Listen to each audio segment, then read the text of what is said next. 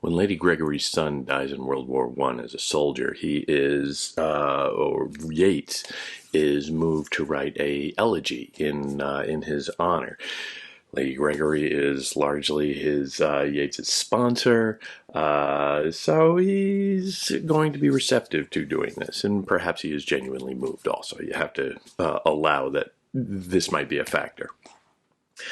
But he writes what is a somewhat unusual elegy, and it shows his troubled relationship with the war at this point as, well, reality is starting to impinge upon his cloistered little recluse in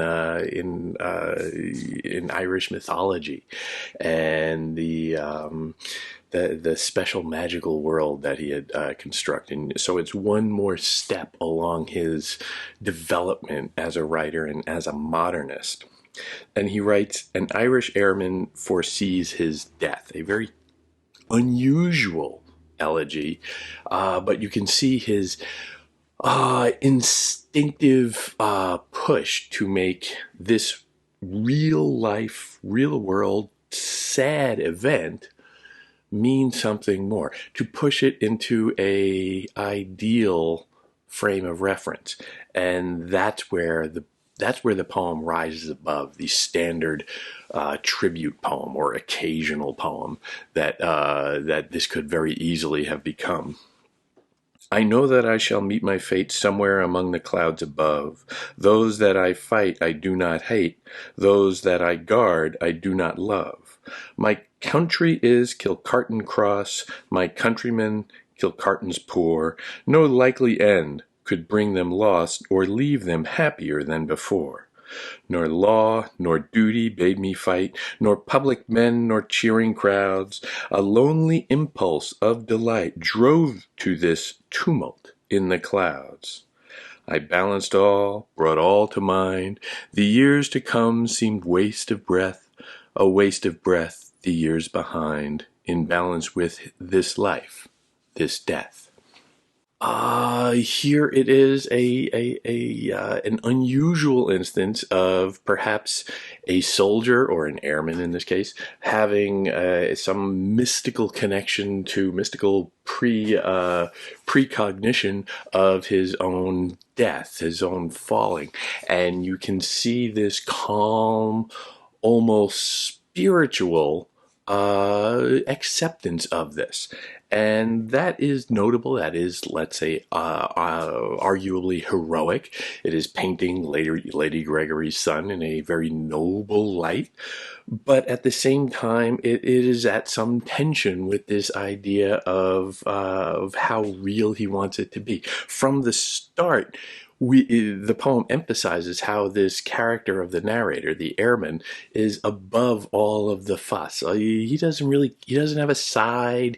He doesn't really care all that much about the people that he's fighting. He doesn't really care all that much about the people that he's fighting for. He is above all of that. This is perhaps Yeats imprinting his own beliefs, let's say, on this character. And curiously also, he is above all of the chatter, all of the propaganda, all of the political passions, very significant here. Nor law nor duty bade me fight, nor public men, nor cheering crowds. None of that means anything to him. He is above it. He is beyond concern for grubby, mechanistic, common politics. Instead, he focuses on a lonely impulse of delight, which is a almost religious, mystical, certainly, expression. The lonely impulse of delight. Lonely, he is always that one person. He is always that one sensitive soul in a crass universe who is invoking divine presence into the common world. The lonely impulse of delight, a beautiful phrase, certainly, but one that certainly separates him from everybody else who is also in the war getting slaughtered. And also that almost Taoist expression of I balanced all, brought all to mind. The years to come seem waste of breath, the waste of breath, the years behind. Uh,